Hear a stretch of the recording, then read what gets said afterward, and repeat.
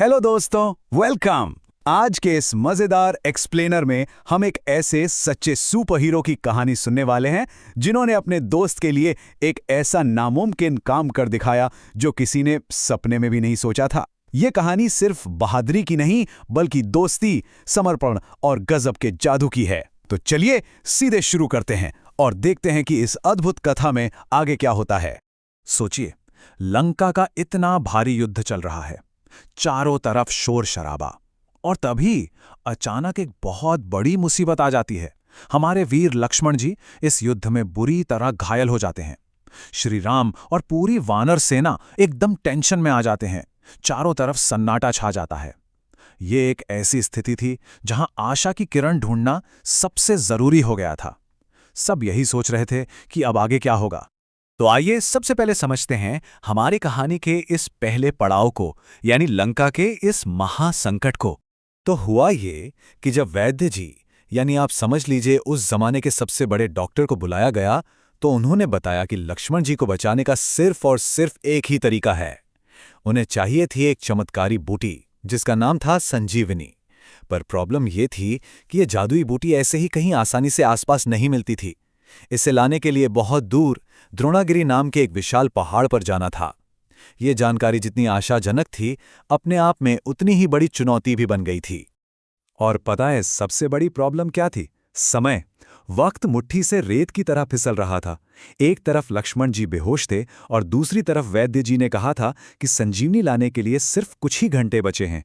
सबके दिलों की धड़कन बढ़ गई।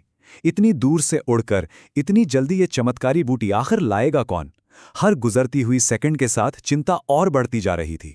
और यहीं से शुरू होता है हमारी कहानी का दूसरा और सबसे थ्रिलिंग हिस्सा, हनुमान जी की उड़ान। देखिए, जब बाकी सब चिंता में डूबे थे, अब हमारे हीरो हनुमान जी बिना एक सेकंड सोचे आगे आए। उन्होंने पूरे कॉन्फिडेंस के साथ कहा, आप फिक्र मत कीजिए, मैं लाऊंगा संजीवनी। सच्चा हीरो वही होता है ना, जो मुसीबत में कभी डरता नहीं है। हनुमान जी पूरी तरह से तैयार थे अपने दोस्त की जान बचाने के लिए, चाहे उन्हें किसी भी हद तक क्यों ना जाना पड़े। और बस स्वेश, हनुमान जी हवा को चीरते हुए आकाश में उड़ चले, बिल्कुल किसी रॉकेट की तरह। वो तेजी से लंबा सफर तय करके द्रोणागिरी पहाड़ पर पहुंच भी गए और तुरंत बूटी ढूंढना शुरू कर दिया। लेकिन कहानी में यहां एक बड़ा ट्विस्ट आ गया। जैसे ही उन्होंने ढूंढना शुरू किया, एक नई और काफी मुश्किल रुकावट उनके सामने खड़ी हो गई। तो अब आगे देखते हैं कि इस पहाड़ जैसी समस्या का हनुमान जी ने क्या कमाल का समाधान निकाला। दोस्तों, समस्या ये थी कि द्रोणागिरी पर हजारों बूटियां चमक रही थीं और सब एक जैसी दिख रही थीं। अब हनुमान जी थोड़ी उलझन में पड़ गए। उन्हें पता था कि उन्हें एक छोटी सी जादुई बूटी चाहिए जिसे पहचानना उस वक्त नामुमकिन सा लग रहा था, जबकि उनके सामने एक विशाल पहाड़ था। अगर उन्होंने गलती से कोई गलत बूटी चुन ली तो सोचकर ही डर लगता है कि कितनी बड़ी गड़बड़ हो जाती। अब आप लोग ही जरा दिमाग लगाइए। घड़ी टिक टिक कर रही है, लक्ष्मण जी के प्राण खतरे में है और बूटी कौन सी है ये पता नहीं। तो ऐसे में हनुमान जी क्या करेंगे? अगर आपको किसी बड़े से जंगल में एक छोटी सी चीज ढूंढनी हो और वक्त बिल्कुल ना हो, तो आपका दिमाग क्या कहेगा? ये पूरा सीन बिल्कुल किसी सस्पेंस थ्रिलर मूवी की तरह बन गया था। तो हनुमान जी ने लगाया अपना सुपर दिमाग ताकि एक भी सेकंड बर्बाद ना हो। उन्होंने ढूंढने के बजाय एकदम आउट ऑफ द बॉक्स सोचा और पूरा का पूरा पहाड़ ही उठा लिया। जी हां, बिल्कुल सही सुना आपने। उन्होंने अपनी गजब की शक्ति दिखाई और उस विशाल द्रोणागिरी पहाड़ को अपने एक हाथ पर उठाकर वापस लंका की तरफ उड़ चले। है ना कमाल का आइडिया? ढूंढने में वक्त क्यों बर्बाद करना जब आप पूरी की पूरी दुकान ही उठा के ले जा सकते हैं। और इसके बाद आता है चौथा भाग, जब वो जीवनदायिनी बूटी आखिरकार लंका पहुंचती है। अब जरा आसमान का वो नजारा तो सोचिए। हवा में एक पूरा पहाड़ उड़ता हुआ देखकर हर कोई दंग रह गया। ऊपर आसमान से देख रहे देवता हैरान थे कि हनुमान जी के पास आखिर इतनी शक्ति आई कहां से, और नीचे जमीन पर वानर सेना, उनकी तो आंखें फटी की फटी रह गई। किसी ने सपने में भी नहीं सोचा था कि एक दिन एक बड़ा सा पहाड़ सीधा उड़ते हुए उनकी तरफ आएगा। ये नजारा सच में थोड़ा फनी और बहुत ही चमत्कारी दोनों था। और देखते ही देखते एकदम सही वक्त पर हनुमान जी उस पहाड़ के साथ लैंड कर गए। वैद्य जी ने तुरंत बिना एक पल गंवाए उस विशाल पहाड़ से सही संजीवनी बूटी निकाली और अपना जादू चलाया। और पता है क्या हुआ? चमत्कार हो गया। लक्ष्मण जी की आंखें धीरे धीरे खुलने लगीं और वो ठीक होने लगे। हमारे सुपर हीरो ने सच में बिल्कुल परफेक्ट टाइमिंग पर आकर अपने दोस्त को बचा लिया।